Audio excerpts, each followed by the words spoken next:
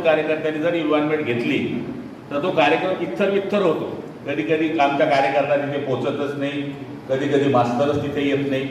तर GPS plus गावाचे आमचे पदाधिकारी यांच्या संयुक्त विद्यमानाने एक बोर्ड लावून आपण शिवसेना पक्षाच्या माध्यमातून वयांकन आपण देतोय, तर आपण हे दाखवलंच पाहिजे. आपण करतोय हे लोकांना शिकवलंच पाहिजे की आम्ही सिजनेबल नाही हो. पाणी पडलं छत्री उघडली हा धंदा आमचा नाही आहे. आमचं 12 महिने 24 तास 365 दिवस आमचं काम हे सुरू असतं. त्यामुळे त्याविषयी आपला सपोर्ट आम्हाला लागणार आहे साहेब. नाना, GPS ग्रुपचा एक अभिमान आहे की GPS ग्रुप मधला शिक्षक हा नेपाळमध्ये भालाफेकमध्ये पहिला आला आणि त्याची निवड 2025 मध्ये ऑलिम्पिक मध्ये झाली. वही समाजाचा जो आमचा शिक्षक आहे त्याचा इकडे असं